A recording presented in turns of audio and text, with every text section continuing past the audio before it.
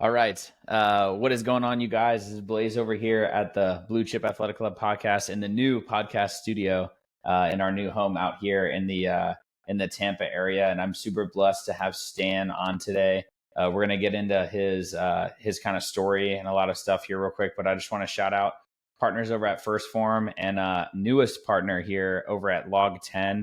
We're starting to really support the pilots of the world.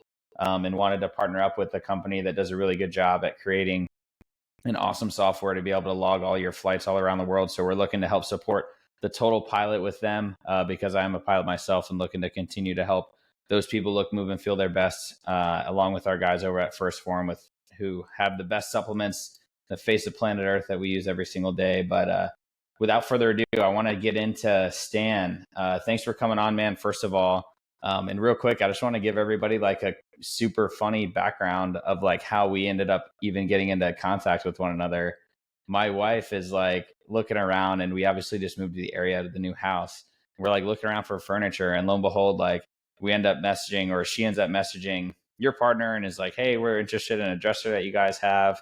And we're over there like at their house kind of sizing up this piece of equipment, and then we start to get to chatting, and I'm like, man, this guy's pretty interesting. We're like, what brings you out to the States? And that kind of brought us into the whole why have you on, which I don't want to kind of step on your toes too much. But Stan is a former Olympic skater, pair skater, that I'm excited to kind of hear more about his story from athletic development and kind of through his Olympic career. And then also a little bit about kind of what you're doing now, how that stuff has kind of affected you in your life moving forward. But without further ado, I just want to introduce you and just give you an opportunity to go back as far as you want with kind of origin story, or kind of talk a little bit about like who you are, where you're from. Blaise, first of all, thanks for having me on your podcast. It's a big, real pleasure for me. Congratulations, congratulations on your new home. And yeah, the way we met, kind of funny thing, but I've always had that deep feeling that we don't meet people in our lives by accident. There's always something deeper behind that. Yeah, I mean, I started skating when I was 6 years old. So that brings me back to 1988, 89, probably You don't have to around date that time. yourself, Stan. Come on now. You didn't have to do that to Oh yourself. well, I know it is what it is. I mean, it's been a long time. I mean, like I told you when we met, I mean, I can write a book with stories for the time being. It's just been so many years. Um, 6 years old kid, they brought me to the ice rink. Literally for me, I didn't even know what it is. I come from a family. My parents were both uh, ski racers. Uh, I was born in a place in the mountains in Bulgaria, and so the only thing you can do is the first thing actually you do is just learn how to ski. And I was doing that since I was 2.5, and so my family moved to the city where that was not so much of an option, even though I was keep on going back every time in the winter to my grandparents' house. But one day they asked me, "Do you want to go ice skate?" And I'm like, "Is that something like skiing?" And they said, my mom said, "Yeah." And I'm like, "Okay, I'm on it. Just let's go." It wasn't even close. It wasn't even close. A lot thinner, yeah. A lot thinner of a Yes, surface for you to be definitely on. different thing. But I mean, I kind of, I guess I got into it, and then the way everything was developed was a bit different. You know, parents were not involved so much into being at the ice rink every day. They they didn't have to bring me to the ice rink. Like I would literally go with the public transportation. I mean, like I said, imagine I'm 6 years old. My father brought me to the ice rink the first time and told me, "This is the bus station. You get this bus. You count 5 stations and you get off. And this is the ice rink. And you go on from this point on by yourself. That's it." bunch of kids on the ice. I got on the ice. They were kids that were much more advanced than me. Now, It's what not were you like doing right away? 1-on-1. Were you like getting right into like just skating around? Were you playing hockey? Were you like what was the thing that you were got It into? was it was more of a figure skating. Hockey in Bulgaria is not so developed, and it wasn't big at all. Not that figure skating is so much more popular, but through the years, figure skating developed.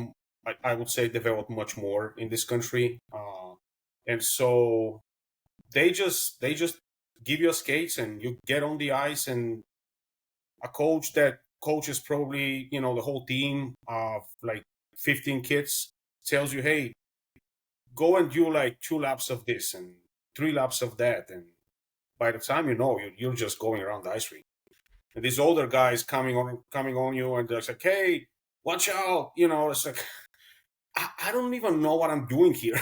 It's like, yeah. So, but yeah, I mean, that was it. And then you start learning, and then you start advancing, and by the time I would say probably it was about a year in this team of, and when I say a team, it's like boys and girls all together, mixed ages. I think at the time I was probably the youngest kid in the team, because usually they will be like 3, 4, 5 to 6 years older than me, and they're all doing like jumps and skating their programs, and I'm just goofing around there, just doing stuff whatever they tell me to do. um, and about a year later, I ended up at a camp with all this bunch of kids. And at this you point, you're know like what, 7?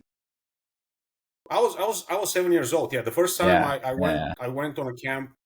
That I was 7 years old, and we go for 2 weeks, and it's, imagine, three coaches and about 15 to 20 kids all together. We train together. We eat together. And you have no parents, not nobody. It's just you and these kids, and this has been going on for, man, since probably I would say, because some of them got older, and they went to school and stuff like that. So I was probably in my 14 to 16 years old when the team got narrowed down to just a few of us left, and we were like a family. I mean, they're your friends. They're the people that you just live with, because when I say a typical day of training would be from 8 in the morning to probably 6, 7 at night, all day, 6 days a week, for that whole time. So you don't really have time to have really friends outside of it, or anything. I mean, not that I didn't have some, but it was just the way it becomes like a full-time job. Yeah, it's funny. I feel like I've chatted with people that have done at least the groundwork and maybe have not made it to the level that you kind of made it to in that sport, or in a similar sport that I'll call, maybe it's gymnastics or something like that.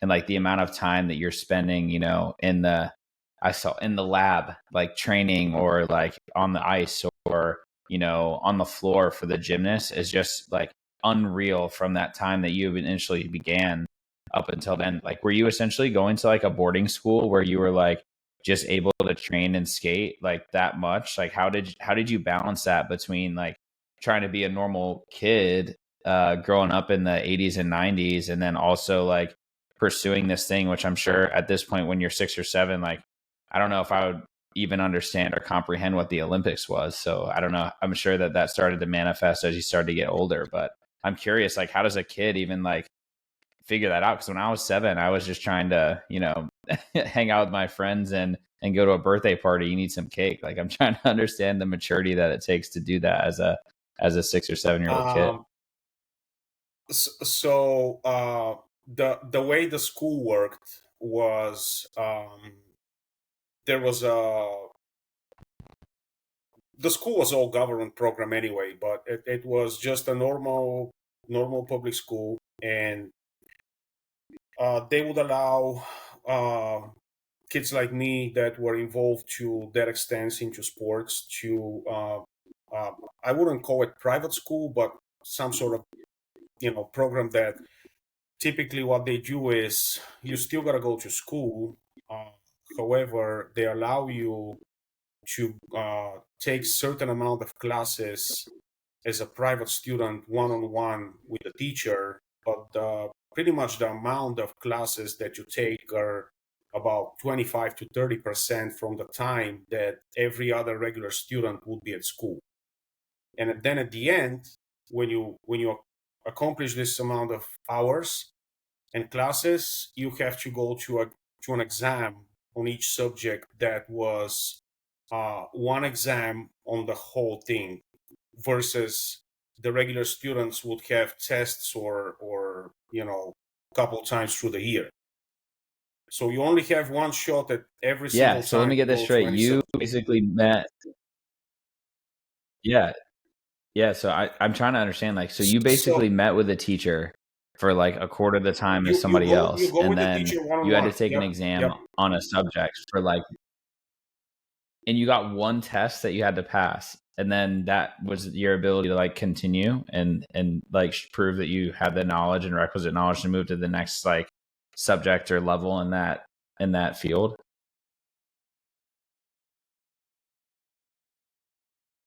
Yeah, that was pretty much it. Yep. But I gotta tell you, from my experience, it was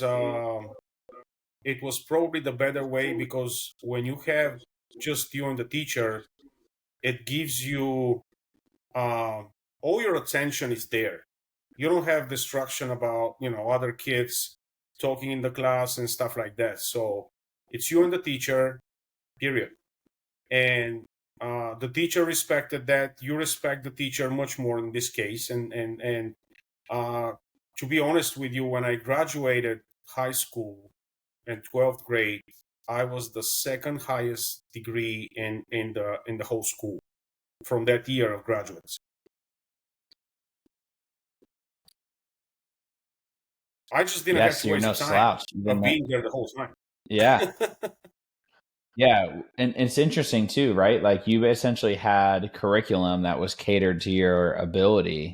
And you were able to like, you weren't waiting on the last kid to understand how to do multiplication and division. Like once you understood something, I feel like you got to just press on to the next thing, and you got more time spent on the stuff that you probably struggled with, which means that they could take that time away and then allow you to train. Is that kind of like what happened? Yeah, pretty much that was it. Yeah. Wow. Other than that, I mean, outside of that, I was just like the wild, crazy kid, like we all were when we didn't have computers, we didn't have cell phones, we didn't have social media at the time. It was just like every single moment we were outside doing some stupid crap. Like, you know how it is. It was just like riding bicycle. I mean, that was, I mean, I love riding bicycles since I was a kid, like all the time. Like I would just come back from 8-hour day of training, and I would still have energy to go out for an hour and ride bicycle with my friends at the place that we were living. So yeah, I mean, this type of things, I don't think they exist now, pretty much, unfortunately. But and then we were going to training camps very about 3 to 4 times a year. We would go because at the time in Bulgaria, pretty much from April until September. I mean, imagine this: there was only 2 ice rinks in the whole country. So wait, just real quick, how many people live in Bulgaria, or I guess did at the time? I guess I can Google that too. I mean, I would say at the time probably like 7.5 million those years, now less, but more or less. Yeah, in the year 1990, I just a quick search says that there was 8.7 million people in Bulgaria, and you had 2 ice rinks. 2 ice rinks, yeah. And 2 ice rinks for 8.8. Wow. Right? Wow. And to be honest with you, the conditions of those places were not great. I mean, I don't want to go into details. The only one thing I'm going to share with you is that in 2006, that happened in January of 2006, right before the Olympics.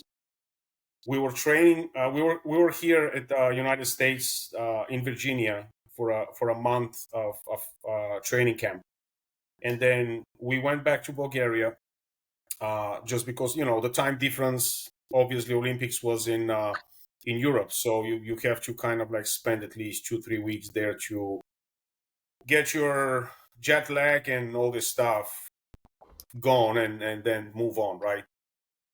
It was a nasty winter, and we ended up training back in our ice rink there.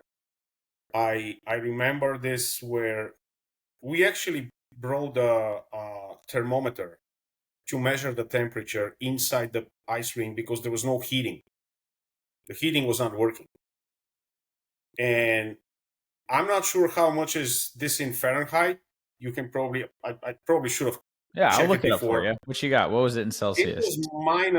It was minus 17 Celsius Ooh. inside on the ice.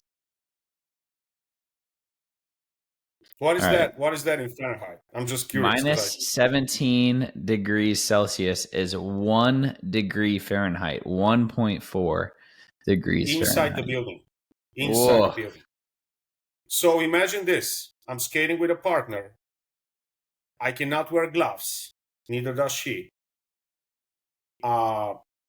She was wearing so much clothes on that usually, skaters, they wear leggings and just like tight clothes so they don't mess around when you skate and do all the moves, especially with pairs. You got to have a good feel of where you catch your partner, where you hold her, and all this stuff. Because, I mean, obviously that's the nature of the sport. Right. She would wear like 3 layers of pants and 2 layers of jackets just because we were just freezing, And so as I know my partner, like when I catch her, say with you like a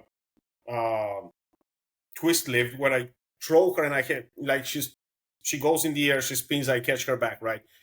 And I usually knows, like I know how, where to catch, what to catch. Well, now I'm catching this big pile of clothes. It's like 2 times the size. And I'm like, holy crap, my hands are frozen, her hands are frozen. Not only that, it's just that even when you try to breathe and when you skate a program, I mean, your breathing is so it's so heavy that you feel your lungs like they're freezing. You know what I mean? Well, guess what? We ended up getting sick, both of us. So we left Bulgaria going to the Olympics in Torino, both of us being sick. We cannot take any pills because we're under this doping type of thing that anything that you take, they may do a test tomorrow, or you never know. And so you cannot even take an aspirin or something, nothing. You're just like left on water. That's about it. Wow. And this was only a couple weeks before you had to compete, and this was your first Olympics? Yes, absolutely. Wow. Geez, you did all this prep work, and then you get to the point where you're about to go, and you're training in this like brutal conditions under which there's no way that you're going to compete like that at the actual Olympics. Like that's going to be temperature controlled for sure. Probably going to feel like a bombing, 60 degrees outside for people that are not on the ice. And then you're skating in something that's totally different feel for you and your partner too, from what you've probably been training in. And then are then not absolutely. Only that, you're showing up sick to the event, which I'm sure, and I would love to start getting into this too, but like, I'm sure the nerves of all of that, plus all of everything else that's happening, like it's just stacking on all this like inevitability of making a super dynamic trip over to Europe for your Olympics. Which tell me about that. Like, tell me what was the feeling when you one, I guess qualifying, I would love to hear about, and then two, like walking out for like opening ceremonies and like, you know, being around the other Bulgarian athletes, or I don't know if you got to, you know, hold the flag or do any of those sorts of things, but like, what is that like feeling of pride like when you get to do that? So I'll go back a bit because you mentioned qualifying. We had to qualify for the Olympics, and that competition was held in Austria a few months before the actual Olympics. And there was at the Olympics there were 20 pair teams from the whole world that qualify, and they're the only one allowed to compete. There were only 4 spots left from the previous year World Championships where we couldn't qualify. I mean, we were probably one of the youngest teams in general in this group of teams that competed for years. And how old were you at this time? So at the time, man, I was 22 probably. My partner was 16. Okay. Actually, no. At the qualifying, my partner was 15 because when we got to the Olympics, she turned 16 while we were there. And actually, another funny story. She was the youngest athlete at the Olympics in Torino that year. She turned Wow. 16 while she was there. That's insane. Now listen to this. The Chinese team that got second place at the Olympics were skating together for 16 years. They were skating together for 16 years. My partner was born when they started skating together as a team. Wow. That's So this was our insane. competition. So for us going to the Olympics, we were not going to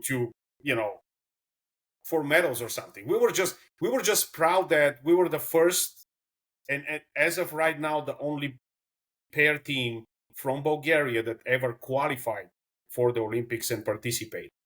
Wow.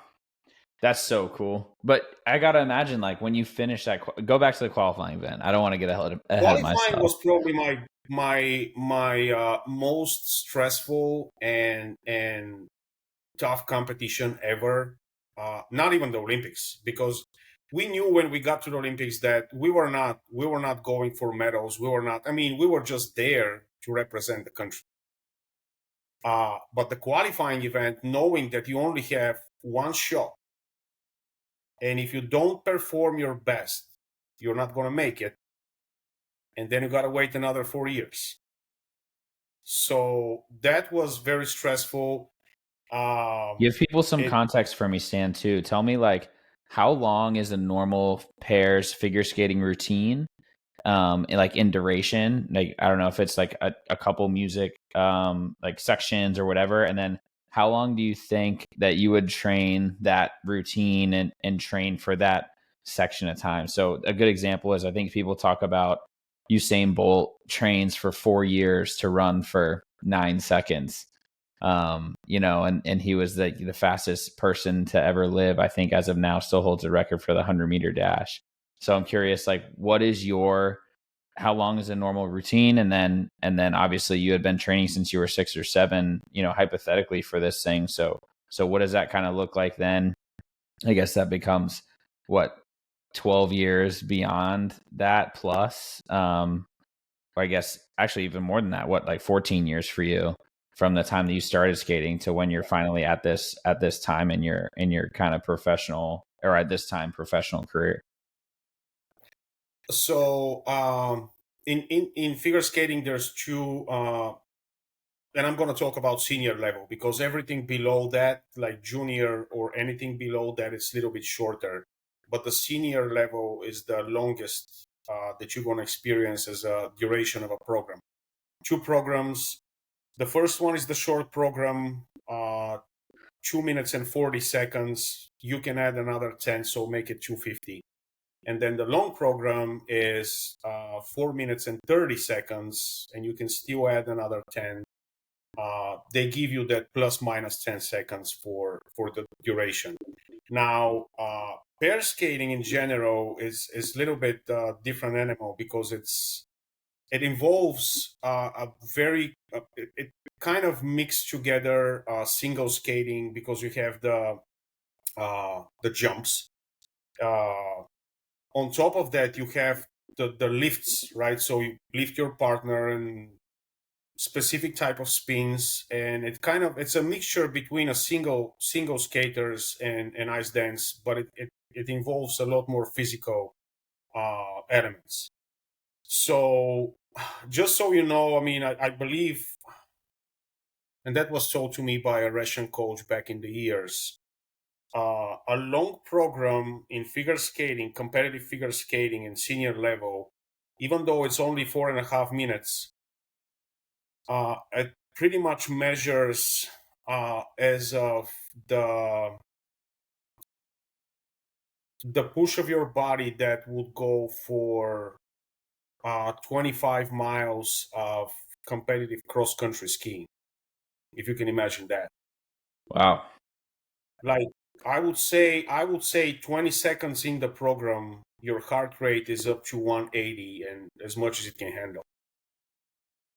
Yeah, so you're And basically just and holding like your through the time max. you have to, yeah, Yeah, yeah. you're I mean, holding your clip. Yeah. people watch it. It's it's a big for people watching it from the side, it's like, yeah, we're there, we're performing, we have to put the artistry in it, smile, they always see our happy faces. No, they're not happy faces. You're just squeezing your teeth and you're trying to pretend that you're smiling, because it's just difficult. It's very very physically demanding, like, and that involves a lot of off ice preparation as well. It's, like I said, very physical, very um it just takes a long time to get to this level where you really prepare your body enough to be able to handle this.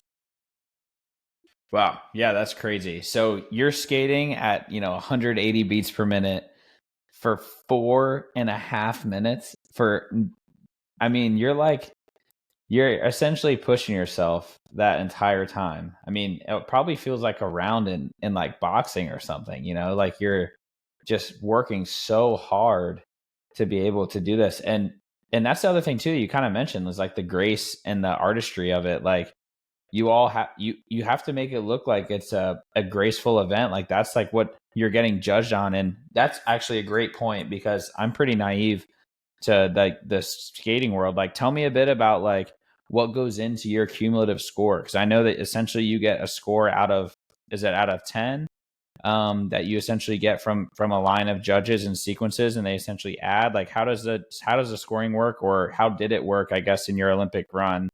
And then break down to me like the things that kind of go into that to help you kind of determine what your score would be. So the scores, it used to be back in the years, which when I was younger and I competed, it used to be the 6.0 system, as we call it. So 6.0 is the highest mark that you can get.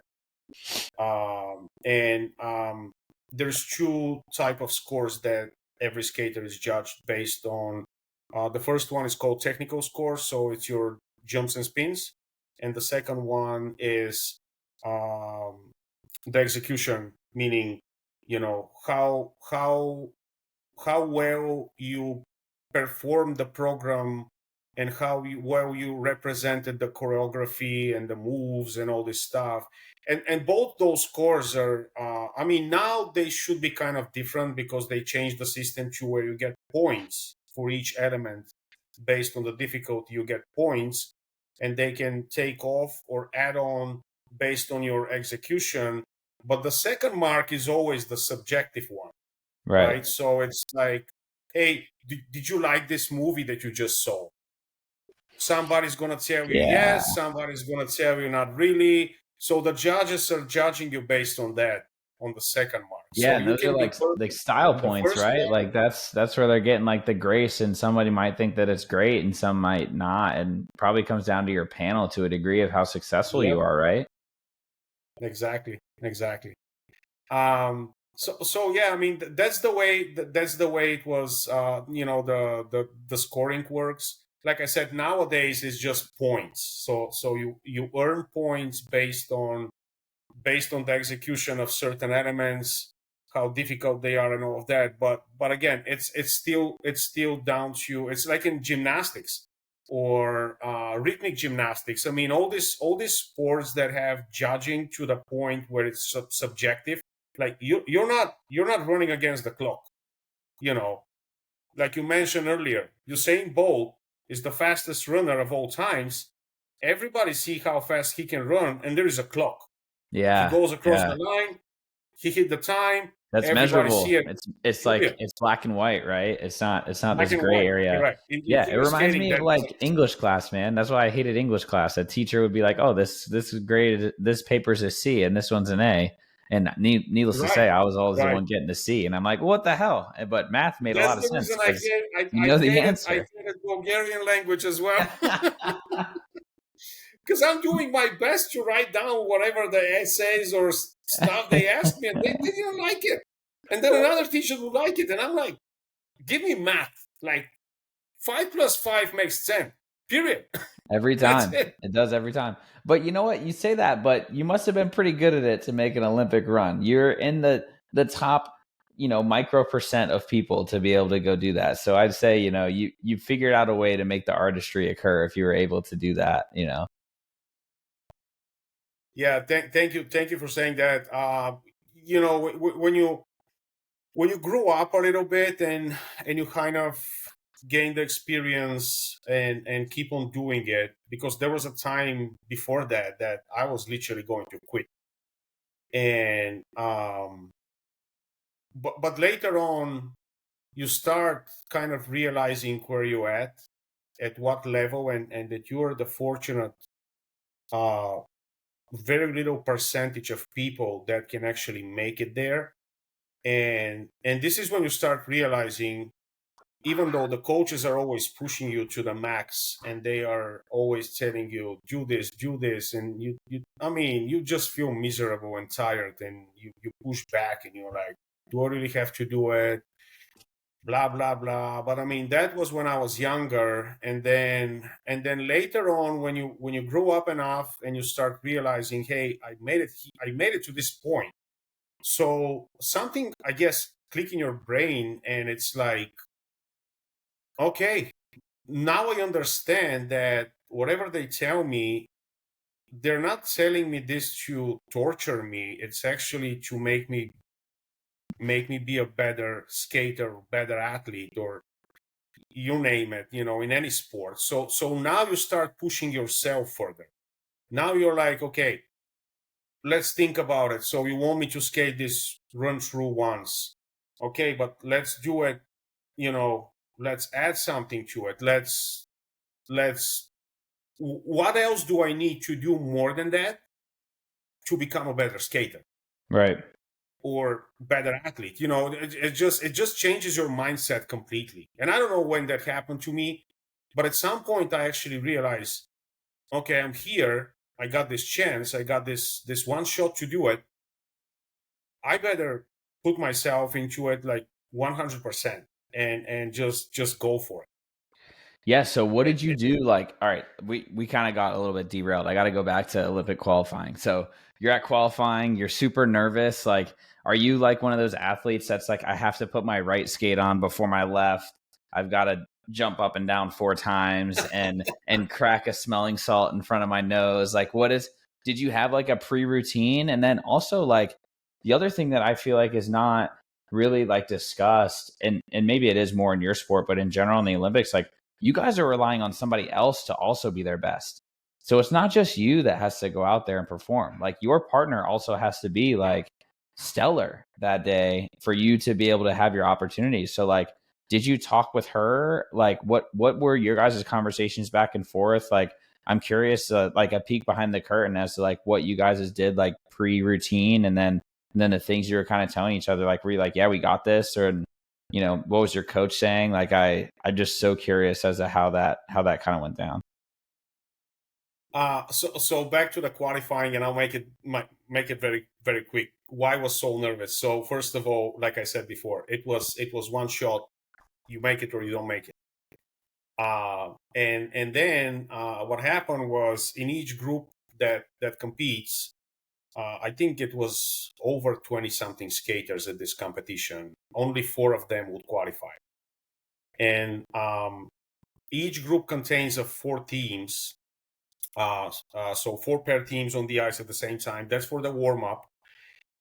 Usually, my favorite after the warm up ends to skate, my favorite was either to be the first one or the second one. The first one is the most tiring because you're still into the warm up thing on the ice, so you try to make the warm up not being too tireful. Even though it's only 6 minutes, you can still get yourself tired. And then probably you cut it down to 5 minutes just because you need that one extra minute just to kind of relax and get ready. The second one is good because you step off the ice and you're off the ice for about 10 to 12 minutes until the first team skates, until they start, until they finish, until they get their marks and all of this stuff. So, but in this case, we were the fourth one. So that makes me warm up, get off the ice, and spend good 35 to 40 minutes off the ice. So I had to take my skates off. I had to run around. That 40 minutes felt like it was, I would say, like 3 hours. And it's just like, I'm Jeez. like, let me get back on the ice. I want to get back. I want to get out and skate. Like, it just makes you get crazy, man. I cannot even explain this thing. You just had Anyway, so we got long back. to sit there and think about what you It had to feels do. 10 times longer than it's actually in the reality, and people watching this on TV would not even know, but behind the scene on the backstage is a whole different story. So Wow. anyway, we went back, we skated good, we did we did a good program, we qualified. That was a great great experience, but like I said, the stress level and I would say probably for the next week after that, I was like, my body felt like every single piece of pain and exhaustion that happened, that accumulate before that. But because of the adrenaline that you're under and all these emotions and stuff, you don't really feel it until it's done. And then when it's done, it still gives you another few hours to kind of like, you're still pumped up, and then finally you just go to the hotel and you take a little rest. You cannot sleep for the night, obviously. For the most part, I never slept after a competition. I was just like awake for like pretty much the whole night after. But then the next day you just get up and you're like, oh my god, like, can somebody please help me move? That's crazy. Did you would you say that was probably like your most memorable moment, like doing that qualifying run and routine and finally having it done? Or like was it like walking out when you actually made it to the Olympics where you're like, hey, we're here, we're not necessarily thinking that we're going to walk away with a medal. Obviously you're going to do your best, but what were some like memorable times where you were like, that these are some things that I think back on, or I'll be 80 someday, or able to tell somebody in a story or on a podcast at some point, to where you're like, yeah, this is what I think of when I think about my skating career and what it kind of meant to me. This competition definitely was probably the most memorable one, even though I say, yes, I did skate at the Olympics. But it was a very different experience that I've never dealt with this before. I didn't even know that this type of emotions and stuff can even happen to me.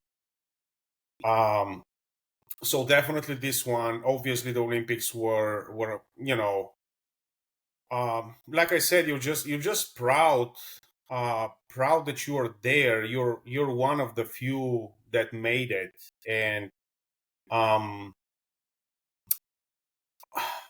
representing your country, wearing the uniform that they give you, all this experience about just even walking through the Olympic Village and see all these other athletes in different sports and how they kind of do their thing and handle themselves and um it's at some point, it's just surreal. It's kind of Yeah. like, am I really here? Is this really happening?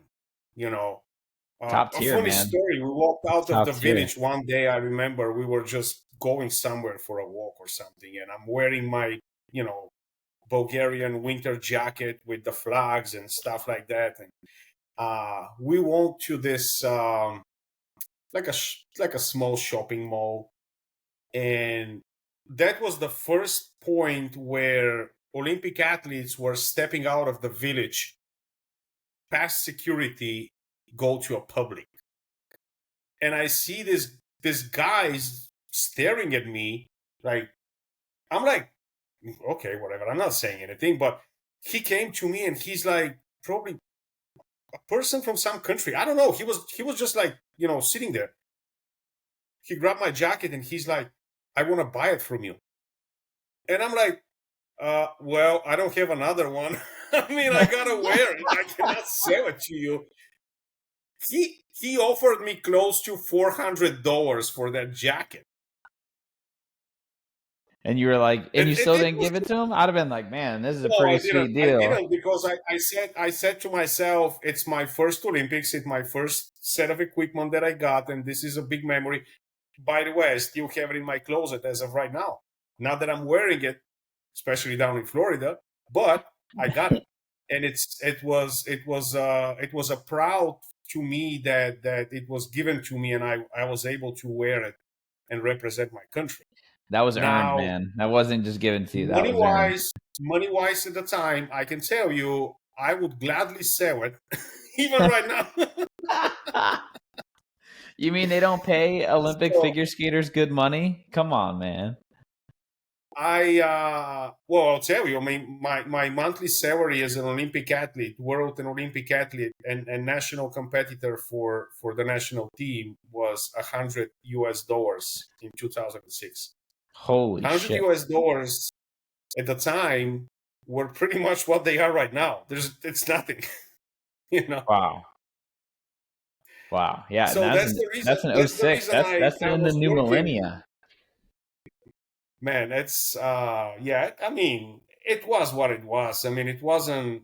Yeah, I mean, it was rough. It was, kind of not fun times financially, but at the end of the day, you kind of realize that it's probably it was meant to be like that for me. And like I said before that, I had a time in my life where I wanted to quit and just start working something because there was nothing I could do while I was training. So well, actually, I started doing something. I was a bungee jumping instructor at some point of my life. How random is that? I'm keep on telling you stuff. You're like, really? That's crazy. That's super cool. I I was making more money out of bungee jumping than being a professional ice skater, how and crazy. that's 100% true. Yep. So let's talk like, hey, you're going to this event with your partner.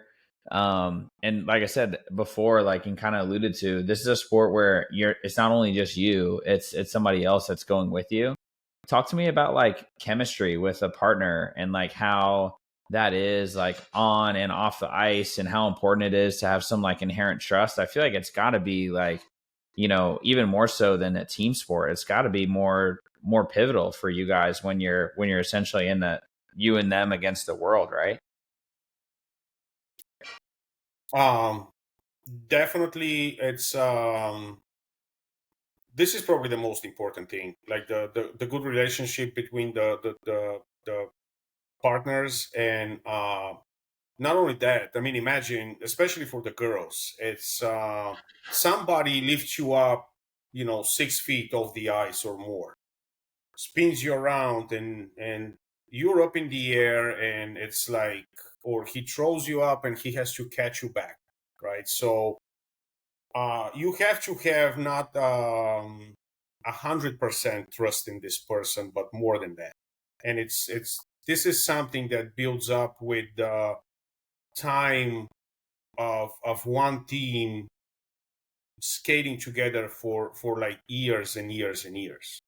This is why the best teams that actually won medals in worlds or Olympics, I mean, they were together for many, many years. The trust that you have to have with each other is just the most important thing. Our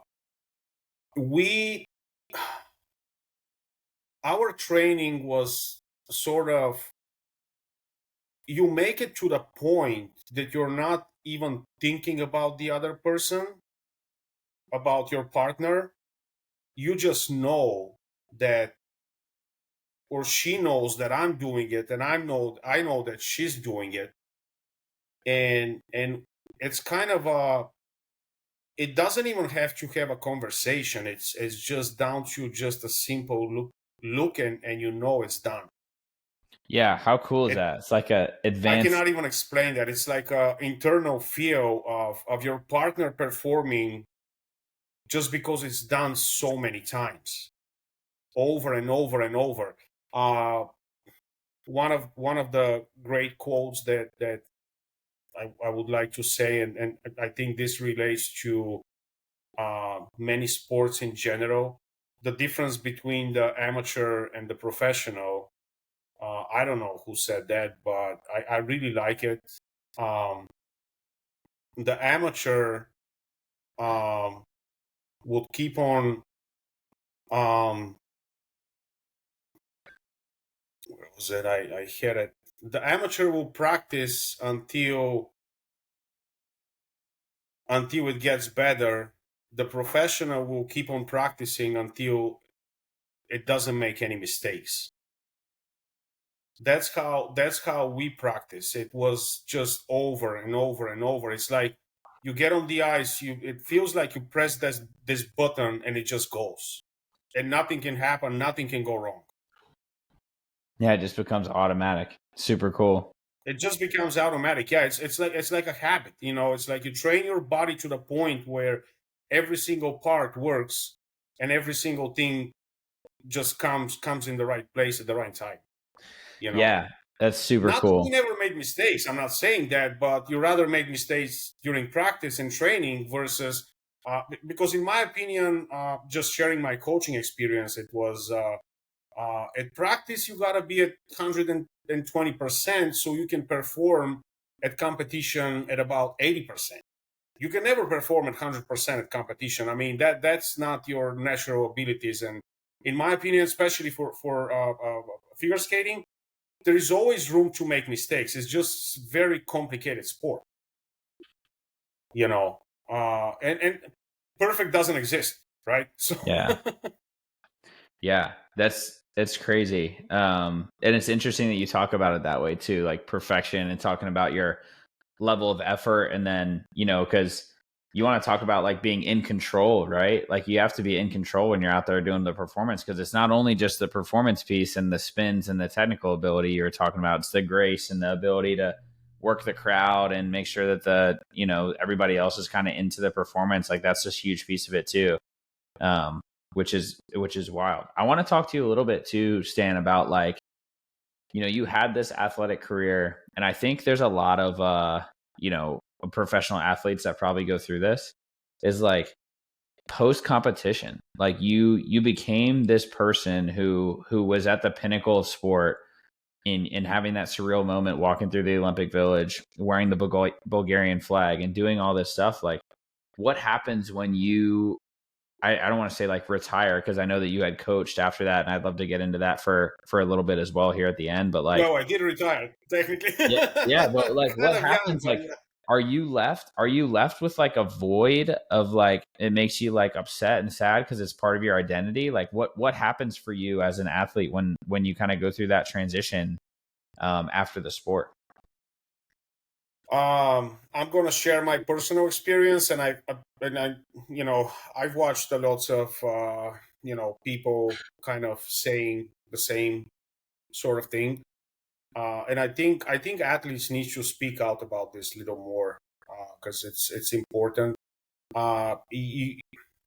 especially for people like me, where you've been doing this all your life, pretty much all your life. I mean, when I was 6, I started this, and it was going until I was 24. This was the time where I stopped, kind of not really planning on doing it, but there is never a plan. It just happened to be this way. I guess it was meant to be this way. But you feel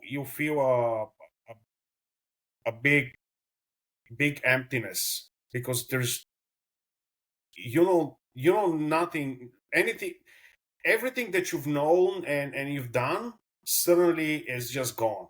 It's out, and now you're in front of, okay, what's next? Well, I don't know anything about anything.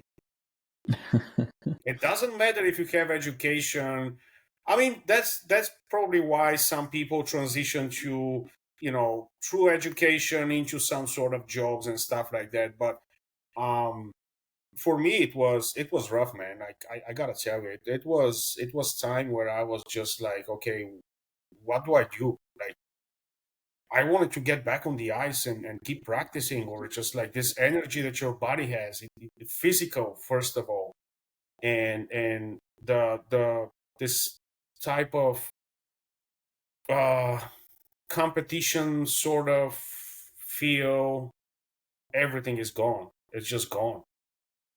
And it happened at the time for me where my father passed away 2 months, actually a month before I ended up moving to the States, when my partner decided she's not going to compete anymore and skate with me anymore. So for me, all of that happened at the same time, and I'm like, holy moly! Like, I was lost. Like, I Yeah, was like lost. Like, flips your whole life upside down, right? Like, upside down. Like, everything you've done, and you feel like one day you're up here, and then the next day you're nowhere. It's like, you know. so And what'd you I do? Like, I know that well, yeah. you gotta find a way out of it anyway. I mean, for me, was just like, at the time I already planned my moving to the States. So right, so I transitioned into coaching, which also turned out not to be what I expected at first, which was the same thing. You start from zero when you build up as a coach. Like, but you have this skill level that next day means nothing. It doesn't mean anything, because it doesn't matter how the level that I skated at the Olympics, for example. When you start coaching a 4-year-old marching on the ice, you know what I mean? Like, they're not going to do jumps, they're not going to do spins. You're just sitting there and marching with them, and like, hey, you need to learn how to fall down and get up. Yeah, and That's you're the making it first thing I fun. always teach them: Yeah. how to fall down and get up.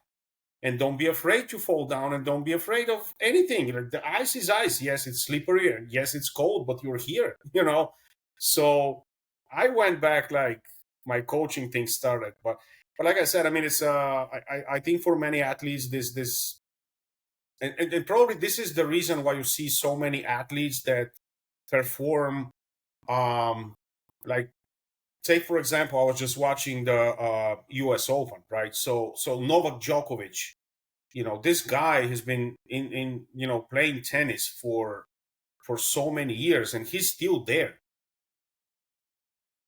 And I actually watched a podcast with him, and he was like, I'm going to play until I can, until my body physically can perform, but mentally his brain is there. And it's like, okay, what do I do after I stop doing this? Because this is what I've done for pretty much all of my life. Yeah, it becomes, just such an integral piece of you. And yeah, I feel like transitioning to coaching is such a natural kind of progression to where you're doing that, and then now you're probably like, okay, I'm really good at this thing, and now you have to figure out how to make somebody else really good at this thing, because that's what they're paying you to do. And it Yes. doesn't necessarily matter how good you were, because your ability to break down a concept to a 4-year-old is much different than your ability to go out there and perform it yourself. So you've got to, like, Absolutely. you've got to, 100%. improve Yep. your ability to communicate and break things down and like, and you know what else too? Like, you're coaching a kid like that, you want to make it fun. Like, man, it'd be terrible because they'd just not want to come back. So Right. I'm sure that that's like a huge piece of it too. And then I think we had talked before that you have even transitioned after that job into, selling homes and being into doing some real estate as well. Like, how does your progression go from like coaching to then finding this path that you're kind of on now, where you're selling furniture on Facebook Marketplace and and selling homes as well? My wife does that. That's right. That's No, I'm right. kidding. But I, when I transitioned to coaching and started doing it, I believe I accomplished everything literally that I wanted to be as a coach, because there was times, not just teaching the 4-year-old or the 40-year-old adult that just wanted to learn how to skate. But I also had skaters that actually with a colleague of mine, we coached a pair team that skated at European Championships and World Championships. So I accomplished my coaching goals at this point to where I wanted to start making a change, because I made a decision. I'm like, it's just like I cannot spend the rest of my life doing this. Not at this level, not at this extent. And I moved to Florida. I was in Virginia at the time. I moved to Florida, and I'm still coaching a little bit, though. I mean, don't get me wrong. I love it. I'm just doing it for fun. I mean, even my son. Unfortunately, he's not coachable for me. Like, I mean, Of course not. okay, He's not going to listen to let the me go back. Olympian dad, He's not listening to his father to teach him how to skate properly. He would listen to somebody else, and we will just go on the ice. Which for me, I mean, that's I'm not trying to make him a professional skater, and he skates pretty good. He's only 6 years old, but we got to the point where we're just going on the ice together and skate around. And I figured out one thing. So this is what you do as a coach. Like, you gotta monitor your students and see what they get interested in, and what triggers that interest, right? So I would go in front of him and do like a little trick thing, and he's trying to repeat it. I'm not asking him to do it. He's just trying. He's like, Dad, how did you do that? I'm like, you want to know? And now he says yes. If I tell him do this 10 times, he will not move. He would find an excuse not to do it. You're playing So chess, Stan. That's pretty wise of you right there. But this is what the coach needs to do, because I gotta tell you, when I was coaching at this highest level of performance, you're not a coach there. You're more like managing people's behavior, managing people's relationship with each other, and kind of try to. They know what to do. They got the technique. They got everything. They got the skills. What gets in front of them, it's their personal way of so here, right? So but yeah, I mean, at this point, I made a decision. I'm gonna just try to do something different, and so I started in real estate, and I've been doing this for 8 years now, and the same old hard work that I've implemented when I was a skater and a coach, and I'm just doing the same thing. It just it's in my mind that, like, I cannot change it. It's like you gotta keep on working hard, make people happy, um, and just do the best as you can. And to be honest with you, I mean, I think I have a pretty good successful real estate business. So all my clients keep on coming back and working with me, and and just it makes me feel great, man. That's it, Stan. You could say, you could coin it's the gold standard, and you could take that to the bank and be like, oh yeah, the Olympic gold standard, baby. We'll take it all the way home. Right. Man, I really want to say we're kind of cramping up on the time where I told you I'd get you out of here. I really want to say thank you for popping on and chatting and sharing your story some. It was truly honestly like serendipitous. I feel like that we end up running into one another. I'll say your dresser is displayed in our bedroom and it's going to live there. I think anytime I see it, you know, in the coming years, I'll be like, man, I remember we got that from Stan, who we got to, you know, chat with. And I'd say even more so than having a sweet deal on a dresser that we get to, you know, enjoy at the house. I feel like this conversation has been super fun too. And if anybody is in the greater Tampa area and you're looking to buy or sell a home, I definitely think going over to Stan over in Wesley Chapel would be an awesome way for you to do that. I just felt, I don't know, your warmth as a person when we were in your home and everything else and throughout this conversation too. So again, I really want to thank you for popping on. Yeah, thank you as well for the opportunity, and I hope we stay in touch. And yeah, good luck to you, and yeah, definitely will. Like I told you in the beginning, we don't meet people just by an accident. That's the way I feel, and there's always a reason. You know, things happen. So For sure. I'll definitely be in touch. Awesome. Thanks again, Stan. I appreciate it. For all of you guys who listen this long, thank you as well. Don't be a lazy ass. Drop the show a 5-star if you can. It really helps us grow so we can continue to help people. And remember, you don't stop playing because you get old. You get old because you stop playing. And we'll see you guys in the next episode. See ya.